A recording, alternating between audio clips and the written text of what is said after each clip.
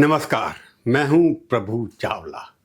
आज के प्रभुवाणी एपिसोड में हम डिस्कस करेंगे कि भारत की विदेश नीति क्या असफल होती चली जा रही है या प्रोपेगेंडा है। पाकिस्तान को जब से ये शय मिली है कि वो इजराइल और अमेरिका के बीच जो दोस्ती है और ईरान के खिलाफ जो युद्ध चल रहा है उसको रोकने के अंदर वो पाकिस्तान इम्पॉर्टेंट है, तब से भारत की साख के ऊपर एक क्वेश्चन मार्क खड़ा हो गया है। भारत विश्व गुरु का सपना देख रहा था, भारत की साख बहुत अच्छी थी, भारत के प्रधानमंत्री के साथ हर एक बड़े नेता की पर्सनल केमिस्ट्री थी, हर एक से मेरा दोस्त कहकर के बात करते थे, इसलिए ऐसा लगता था कि मोदी जी बड़े इफेक्टिव रहेंगे। परंतु जब से पाकिस्तान के प्रधानमंत्री ने शहबाज शरीफ ने ट्वीट किया कि हम अपने यहाँ एक फैसला कराएंगे, शांति दूत बनने का रोल प्ले करेंगे, तब से भारत की जो अपोजिशन पार्टी भी हैं भारत की विदेश नीति पर सवाल उठाते जा रही हैं। हम ये डिस्कस करेंगे प्रभुवाणी में, इसका कारण क्या है। क्या भारत की विदेश नीति बुरी तरह से क्षतिग्रस्त हो गई है, ऐसा लोगों का अपोजिशन का मानना है और वो परसेप्शन बताए जा रहे हैं। इसका कारण वो बताते हैं कि IFS ऑफिसर जो हैं, लॉबी जो है, डिप्लोमेट्स, वो खुद मोदी के विश्वगुरु मिशन को स्लो कर दिया उन लोगों ने। अमेरिका, इजराइल और ईरान के बीच चल रही जंग के साए में पाकिस्तान अचानक एक तरह से शांति दूत बनकर उभरा है। प्रधानमंत्री मोदी ने व्यक्तिगत रूप से 1 दर्जन से ज़्यादा विश्व नेताओं से बात की है।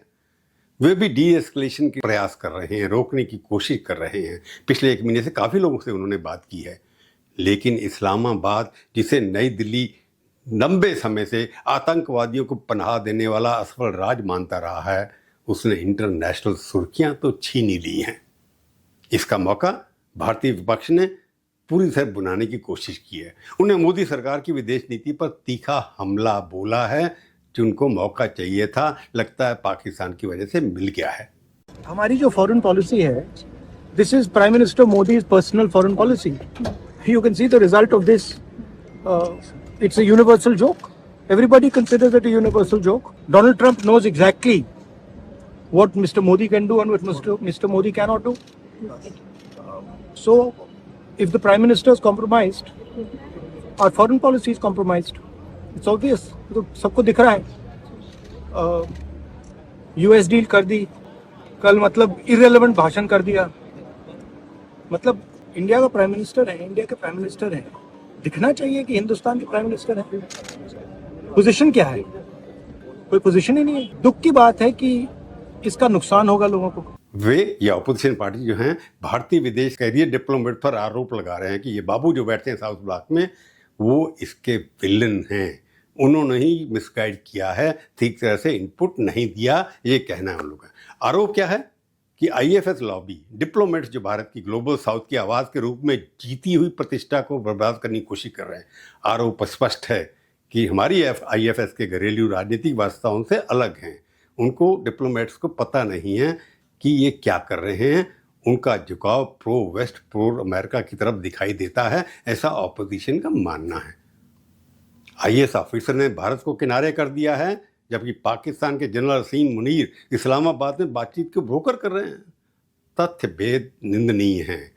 और शहबाज शरीफ ने तो ट्वीट भी कर दिया. उन्होंने कहा, विषय US और ईरान की सहमति पर पाकिस्तान सार्थक और निर्णायक बातचीत के लिए मेज़बान बनने को तैयार है. कुछ घंटों में अंतर्राष्ट्रीय मीडिया ने रिपोर्ट किया पाकिस्तान ने US का 15 पॉइंट सीज़फायर प्लान भी तेहरान तक पहुँचा दिया है. प्रस्ताव 1 महीने में ट्रूस भी शामिल है कि 1 महीने के युद्ध बंद हो जाएगा. सैंक्शन से राहत मिलेगी, क्योंकि अगर ईरान के न्यूक्लियर और मिसाइल प्रोग्राम पर अंकुश लगेगा, स्टेट ऑफ हॉर्मुज में सुरक्षित मार्ग की गारंटी है. फील्ड मार्शल सैयद असीम मुनीर पाकिस्तान के शक्तिशाली आर्मी चीफ और ट्रंप प्रशासन के भरोसेबाज मिडल मैन के रूप में उभरे हैं. उनका वाशिंगटन जाना ऐसा है जैसे पड़ोस में गए हों. वो न्यूयॉर्क टाइम ने नोट किया कि मुनीर का डोनाल्ड ट्रंप के साथ गर्मजोशी भरा संबंध और तेहरान से संबंध ने पाकिस्तान को लीड मीडिएटर बना दिया है. यानी फेल्ड स्टेट आतंकवादी हैं, वो एक फैसला करा रहे हैं. इस्लामाबाद में संभावित समिट की अटकलें हैं, जिसे अमेरिकन वाइस प्रेसिडेंट JD वांस और ईरानी पार्लियामेंट के स्पीकर मोहम्मद गालिब पाफ शामिल हो सकते हैं. भारत के प्रयासों से तुलना करें, प्रधानमंत्री बिल्कुल निष्क्रिय नहीं रहे हैं. उन्होंने प्रेसिडेंट डोनाल्ड ट्रंप से सीधी बात की है। उन्होंने डी एस्केलेशन और शांति बहाल पर जोर भी दिया है। स्टेट ऑफ हॉर्मुज खुला रखने की जरूरत पर बल दिया और उसमें कुछ सफल भी हुई है कि भारत को अलाउ कर दिया गया है। ईरानी प्रेसिडेंट मसूद पेशकियन से फोन पर बात की। पेशकियन ने उन्हें स्पष्ट कहा कि युद्ध समाप्त करने की पूर्व शर्त यूएस और इजराइल द्वारा एग्रेशन का तुरंत अंत होना चाहिए, यानी कि उनको रोकना पड़ेगा। प्रधानमंत्री मोदी ने इजरायली प्राइम मिनिस्टर नेतन्याहू से भी संपर्क किया। गल्फ राजाओं और अन्य पश्चिमी एशियाई नेताओं से संपर्क लगातार है, लेकिन कुछ हफ्तों में 1 दर्जन से ज़्यादा लोगों से बातचीत मोदी जी ने कही। उनका फ़ोन बंद नहीं होता। डोनाल्ड तो उनको खुद फ़ोन कर रहे हैं। विशेष रूप से पिछले 1 महीने में प्रधानमंत्री मोदी ने इन बड़े नेताओं से बात की और युद्ध रोकने की कोशिश की। सबसे पहले अगर नाम मैं पढ़ता हूँ तो डोनाल्ड ट्रंप का मैंने बताया, 20 मार्च को उन्होंने अभी बात की उन्हें साथ। ईरान प्रेसिडेंट से भी बात की उन्होंने, 18 मार्च की बात की। उसके बाद अगर आगे बढ़ते हैं तो मोदी जी रोज ही फ़ोन उठा करके किसी ना किसी से बात करते हैं या किसी ना किसी का फ़ोन किससे आ सकता है। बेंजामिन नेतन्याहू से 15 मार्च को बात की उन्होंने। सेल्फ डिफेंस समर्थक साथ किसी में उनको अपील भी की। सऊदी अरब क्राउन प्रिंस मोहम्मद बिन सलमान से बात की। संयुक्त अरब अमीरात प्रेसिडेंट शेख मोहम्मद बिन जायद अल नाहयान से बात की और उनसे कहा कि ह्यूमैनिटेरियन ग्राउंड पर वो मध्यस्थता का रास्ता अपनाएं। रूसी प्रेसिडेंट व्लादिमीर पुतिन से भी उनकी बातचीत हुई। हालांकि ब्रिक्स के बारे में हुई, परंतु वहाँ पर चर्चा इस युद्ध के बारे में भी हुई। कतर अमीर शेख तमीम बिन अहमद अल थानी से 17 मार्च को सीजफायर और बंधक मुद्दे पर बात हुई। मिस्र के प्रेसिडेंट अब्दुल फतेह अल सीसी से भी 24 मार्च को बात हुई। कुवैत अमीर शेख मशाल अहमद, उनसे भी उन्होंने खुल करके बात की। और ओमान सुल्तान हैतम बिन तारिक से बड़ी लंबी फ़ोन पर बात हुई और एक कार्यक्रम भी बना। इन टॉप लेवल प्रयासों और भारत की वर्तमान ब्रिक्स में हमारी प्रेसिडेंसी के बावजूद तेहरान ने नई दिल्ली को मीडिएशन सौंपने का भरोसा नहीं किया। तो इन टॉप लेवल प्रयासों और भारत की वर्तमान ब्रिक्स प्रेसिडेंसी के बावजूद तेहरान ने नई दिल्ली को मीडिएशन सौंपने का भरोसा नहीं किया। ईरानी सूत्रों ने भारत की इजराइल और अमेरिका की ओर खुली झुकाव को इसका कारण बताया। हालांकि दोस्ती तो हमारे साथ है, हमारे प्लेन उन्होंने जहाज अलाउ किए हैं।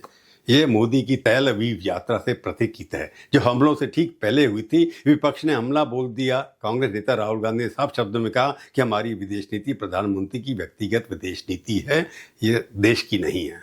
राहुल जी तो बोलते रहते हैं, आप परिणाम दे सकते हैं।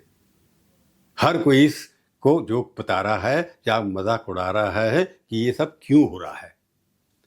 कांग्रेस प्रवक्ता जयराम तो बोलेंगे, उन्होंने कहा 1 साल से ज़्यादा समय से ये स्पष्ट है कि ऑपरेशन सिंदूर में हमारे अनक्वेश्चन सफलताओं के बावजूद उसके बाद पाकिस्तान की डिप्लोमेटिक एंगेजमेंट और नैरेटिव मैनेजमेंट मोदी सरकार की से कहीं बहुत बेहतर है। यानी कि डिप्लोमेसी के अंदर पाकिस्तान के बाबू उनके जो IFS ऑफिसर हैं वो ज़्यादा सफल होते हैं।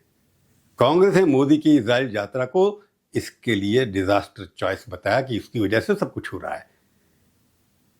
इसने हमें उस स्थिति से पीछे हटा दिया जहां हम मीडिएशन कर सकते थे, ये कांग्रेस का कहना था। वेस्ट एशिया संकट पर ऑल पार्टी मीटिंग में कांग्रेस के मुकुल वासनिक ने पाकिस्तान की केंद्रीय भूमिका पर प्रकाश डाला। उन्होंने ईरान के सुप्रीम लीडर की हत्या पर भारत की चुप्पी पर भी सवाल उठाया, जिसकी वजह से ईरान हमारे ऊपर विश्वास नहीं करता, ऐसा उन्होंने कहा। और ब्रिक्स प्रभाव का उपयोग करने में हम असफल हुए। विदेश मंत्री जयशंकर ने सरकार की बैलेंस्ड अप्रोच का बयान दिया। विदेश मंत्री ने कहा कि हम बिचौलियों का काम नहीं करते, हम डिप्लोमेसी करते हैं और इसलिए, परंतु इसके बावजूद भी हमारा फेलियर है, सक्सेसफुल नहीं हुए, ये नैरेटिव मजबूत हुआ। ये आश्चर्यजनक सरप्राइजिंग उलटफेर क्या दर्शाता है? विपक्ष की आलोचना हमारे IFS बाबू पर केंद्रित है। IFS एक ऐसी लॉबी है जो हमारे इंटरनेशनल लॉबी के लिए काम करती है। इनके आलोचक क्या तर्क देते हैं कि भारत की विदेश नीति करियर डिप्लोमेट्स के पास रह गई है। उनमें घरेलू राजनीतिक धाराओं का या महाशक्ति सौदेबाजी का कोई भी वास्तविकता समझ में नहीं आ रही है। वो अपने कमरे में बैठकर, बंगलों में बैठकर के काम करते हैं और बड़े अनसक्सेसफुल डिप्लोमेट्स हैं। हमारे वाशिंगटन और तेल अवीव के राजदूत भारत के पक्ष में पावर सेंटर नहीं बना पाए, क्योंकि फॉरेन सेक्रेटरी रिटायर्ड वहाँ पर बैठे हैं, परंतु उनका नाम कभी देखा कि कोई बातचीत करे, कोई जानता भी है कोई वहाँ कौन है? डॉक्टर जयशंकर खुद IFS अधिकारी हैं। विरोधी उन्हें समस्या का प्रतीक मानते हैं। वे प्रोटोकॉल और मल्टीलैटरल फोरम का बात ही नहीं करते। घरेलू भावनाओं और डोमेस्टिक जो कंपल्शंस हैं उसके में बात नहीं करते, क्योंकि डॉक्टर जयशंकर काफ़ी समय से विदेश में ही रहे हैं, परंतु क्योंकि उनको डोमेस्टिक पॉलिटिक्स की पता नहीं है, वो अपने हिसाब से उसको देखते हैं और सारा का सारा काम डिप्लोमेट्स के ऊपर छोड़ रखा है। धारणा ये है कि IFS के लोग अपना एजेंडा चलाते हैं। वो स्ट्रैटेजिक ऑटोनॉमी की बात करें, बड़े बड़े शब्दों का प्रयोग करते हैं, लेकिन पसंद कोई नहीं हो रहा। लेकिन चुपके से वाशिंगटन और जेरूसलम के साथ बहुत करीब से जुड़ गया है पाकिस्तान। उससे ग्लोबल साउथ और ब्रिक्स के पारंपरिक पार्टनर्स दूर हो गए। इस साल हमारे पास प्रेसिडेंसी है, परंतु बाकी सदस्य हमारा सपोर्ट नहीं कर रहे, क्योंकि हमारे डिप्लोमेट्स जो हैं उनको बातचीत करना नहीं आता। वो चुप कहते हैं, साइलेंस इज मोर सक्सेसफुल। उनका कहना है चुप रहेंगे तो हम सफल रहेंगे, परंतु इसके बावजूद दरारें तो खुल गई हैं। परंतु दिल्ली तो है लो प्रोफाइल रही है, रेस्ट्रेन और डायलॉग की अपील करती है। भारत अपनी ऊर्जा और स्ट्रैटेजिक हितों और अमेरिका को नाराज न करने की अनिच्छा के बीच फंसा है। चीन और रूस ने ईरान के प्रति मजबूत पोजीशन ली है। गल्फ सदस्य जैसे UAE और सऊदी अरब हेजिंग कर रहे हैं, ना इधर है ना उधर है। इसका परिणाम क्या है? भारत की ग्लोबल साउथ लीडरशिप का दावा, जो G20 डिप्लोमेसी और वैक्सीन मैत्री से बड़ी तरह से अच्छी तरह विकसित किया था, अब थोड़ा कमज़ोर होता चला जा रहा है। हम ग्लोबल साउथ के नेता हैं, मोदी जी से उभर कर के सामने आ रहे थे। अब एक असफल राज्य जैसा पाकिस्तान अपनी आर्थिक मुश्किलों से और टेरर लिंक के बावजूद नई दिल्ली को वैश्विक मंच पर पीछे छोड़ गया। घरेलू प्रभाव तुरंत आता है। इंडो पाक डायनेमिक्स ने हमेशा भारतीय राजनीति को आकार दिया है और विपक्ष इस विरोधाभास का बेरहमी से फायदा उठा रहे हैं। अगर पाकिस्तान ऊंचा उठता है, इंडिया के अंदर लोग नाराज हो जाते हैं, जबकि मोदी जी घर पर भारत के सबसे बड़े लोकप्रिय नेता हैं। व्यक्तिगत ब्रांड उनका अच्छा है, विकास का रिकॉर्ड ताकत है, उनकी विदेश नीति सलाहकार उन्हें नीचे खींचती चली जा रहे हैं। ये डिप्लोमेट्स IFS जो आलोचक हैं, उनका एक अपना सा इको चैम्बर करता है। वो एलिट्स हैं एकदम, बाकी से इंसुलेटेड हैं, किसी से बातचीत नहीं करते, अपने घरों में बैठे रहते हैं सारे डिप्लोमेट, चाहे वाशिंगटन हो, चाहे तेल अवीव हो, चाहे लंदन हो, चाहे चाइना हो, उनका कोई रोल नहीं है। मोदी नेशनलिज्म में विश्वास करते हैं, परंतु कुंजी जो है राजधानियों में जो हमारे इन्वेस्टर बैठे हैं उनके हाथ में हैं, वो नैरेटिव सेट नहीं कर पा रहे। पाकिस्तान के डिप्लोमेट एक्टिव हैं, वहाँ लॉबी करते हैं, कर लेते हैं। जनरल मुनीर का US प्रेसिडेंट से डायरेक्ट लाइन किसी भी IAS ऑफिसर से ज़्यादा है। ये केवल टेक्निकल सेटबैक नहीं है, ये मोदी के सिग्नेचर विजन के दिल पर हमला है। भारत को विश्व गुरु के रूप में पोजीशन करना, विश्व शिक्षक और नैतिक लीडर करना। एक दशक से मोदी ने भारत को सिविलाइजेशन पावर के रूप में प्रोजेक्ट किया है, सॉफ्ट पावर के रूप में प्रोजेक्ट किया है। महाशक्ति प्रतिद्वंद्विताओं से ऊपर उठकर, यानी कि जो इंटरनेशनल कंपटीशन हो रहा था, मोदी अमेरिका, चाइना, रूस के बीच में बैठ के हाई टेबल पर बात करते थे। ग्लोबल साउथ को चीनी डेट ट्रैप्स और वेस्टर्न लेक्चर का विकल्प पेश किया। फिर भी ये हमारे डिप्लोमेट्स बाबू, ईरान का संकट का हैंडलिंग इन लोगों ने बर्बाद कर दिया है, क्योंकि वो जोखिम उठाने में विश्वास नहीं करते। रेटरिक्स पर मजबूत, आउटकम पर कमज़ोर। अच्छी भाषा बोलेंगे, अपशब्दों का प्रयोग करेंगे, परंतु पाकिस्तान की मीडिएशन को भारत और उसके पड़ोसी के साथ ग्लोबल परसेप्शन में हाइफनेट कर दिया है, ऐसा जिससे दिल्ली के अंदर काफ़ी चिंतन का विषय है। ये सोचना पड़ेगा दिल्ली वालों को, मोदी जी को, ये क्या है। भारतीय प्रधानमंत्री जो अभी भी भारतीय मतदाता और अपनी पार्टी का भरोसा कमान करते हैं, उन्हें विदेश नीति आर्किटेक्चर पर ताज़ा नज़र लगानी चाहिए। IF लागू को ताज़ा खून की ज़रूरत है या रिवर्सल की ज़रूरत है। स्ट्रैटेजिक थिंकर जो डिप्लोमेटिक एक्सपर्टाइज को घरेलू राजनीति की गहरी जड़ों, आर्थिक यथार्थवाद और हार्ड नोज जियोपॉलिटिक्स से जोड़ सकते हैं, उनका प्रयोग होना चाहिए। बिजनेस एक्यूमेन वाले पॉलिटिकल अपॉइंटी मिलिट्री स्ट्रैटेजिस्ट और कन्वेंशनल विजडम को चुनौती देने से डरने वाले पब्लिक इंटेलेक्चुअल को इको चैम्बर से निकालना, तोड़ने के लिए क्षमता देनी चाहिए। भारत के राजदूतों को उनकी केबल की सुंदरता से नहीं बल्कि आउटकम से, डिलीवरी से जज किया जाना चाहिए। नैरेटिव विंस इन्वेस्टमेंट फ्लोज और स्ट्रैटेजिक लेवरेज। मोदी की पर्सनल डिप्लोमेसी ने भारत को समय और सम्मान दिलाया है, लेकिन स्ट्रक्चरल सुधार के बिना सबसे करिश्माई लीडर भी संस्थागत ड्रिफ्ट की भरपाई नहीं कर सकता।